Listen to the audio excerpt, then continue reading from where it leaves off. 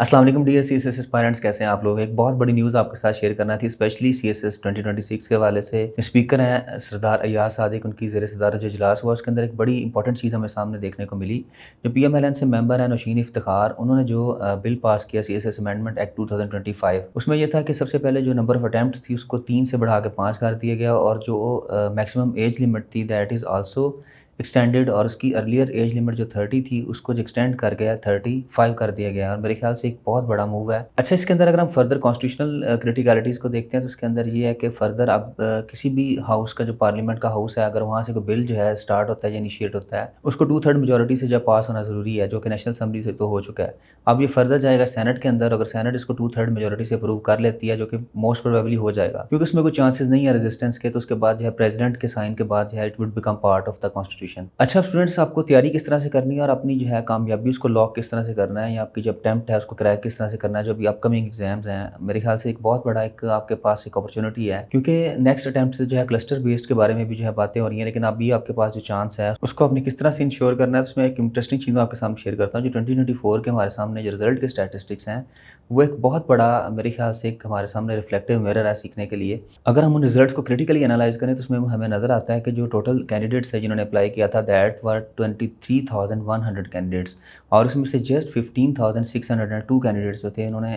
Actually appearance the exam के अंदर, written part के अंदर, और उसमें से जस्ट 395 कैंडिडेट्स थे that were able to qualify the written part, और उसमें से भी जो है जिसकी जो एग्ज़ाम की रेशो बनती है परसेंटेज की, दैट इज़ जस्ट 2.53%। तो मेरे ख्याल से अगर हम देखते हैं तो ये बहुत कम रेशो है। अब इसके अंदर जो है हमें रीज़न क्या है फेलियर की, तो मैं आपके सामने जो स्टैट्स हैं उनको डिस्कस करता हूँ कि जो सीएसएस के अंदर इंग्लिश एसे और इंग्लिश प्रेसी जो है, ये 2 पेपर रिस्पॉन्सिबल है 97% जो है फेलियर के,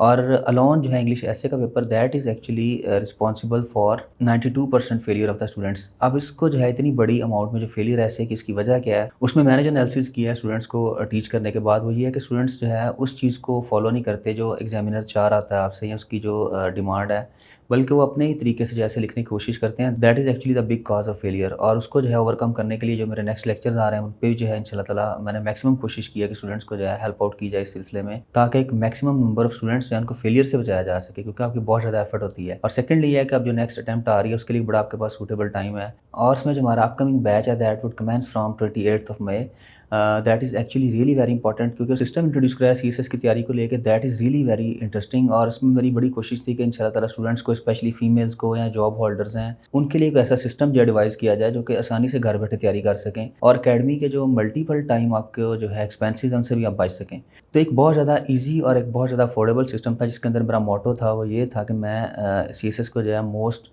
ईज़ी, अफोर्डेबल और ऑर्गेनाइज़्ड जो है वो बनाऊँगा। और अल्हम्दुलिल्लाह जो लास्ट बैच था उसके अंदर मेरी मैक्सिमम स्ट्रेंथ जो थी, बल्कि जितनी सीट्स मैंने एलोकेट की, अल्लाह का शुक्र है उससे ज़्यादा सीट्स जो हैं वो फिल हुई। और अब जो नेक्स्ट बैच था उसको 28 मई से जो स्टार्ट हो रहा है, उसके अंदर मैं आपको बता देता हूँ कि हमारा काम करने का तरीकाकार क्या होगा। उसके अंदर एक तो ये है कि हम 4 सब्जेक्ट्स डेली जो है उनको थोड़ा-थोड़ा करके लेके चलते हैं, और वीक में से जस्ट 4 डेज़ हम क्लास लेते हैं। उससे ये होता है कि आपको जो रेस्ट 3 डेज़ हैं, अगर कोई स्टूडेंट किसी वजह से काम उसका पीछे रह गया, वो रिवाइज़ कर लेता है। फिर डेली का जो डायरी सिस्टम मैंने इंट्रोड्यूस कराया कि जितना काम हम करते हैं उसकी डायरी बना के मैंने साथ-साथ बच्चों को दी, ताकि बच्चे जो है वो आसानी से जो अवेल कर सकें, यानी उनको पता होगा हमारा इतना काम हो चुका है। अच्छा, उसका बहुत फ़ायदा हुआ। स्टूडेंट को एक पता चल जाता है कि मेरा इतना टारगेट था आज का और मैंने इसको करना है, और अगर कोई स्टूडेंट क्लास नहीं ले सका उसको पता होता है कि मेरे पास ये डायरी है, मैंने इसके थ्रू जो है उसको फॉलो करना है। और फिर नेक्स्ट ये था कि इसमें रिकॉर्डिंग जो थी मैंने वो भी स्टूडेंट को प्रोवाइड की, और रिकॉर्डिंग का ऐसा सिस्टम था कि जो आपके पास 24/7 जो है वो आप उसको अवेल कर सकते हैं। यानी आपका जो लेक्चर रह गया, मिस हो गया, आप उसको, यहाँ कुछ चीज़ नहीं समझ आई, आप उसको दोबारा देख सकते हैं। फिर उसके साथ मेरे स्टूडेंट के साथ जो है ऑनलाइन जो कनेक्शन है वो भी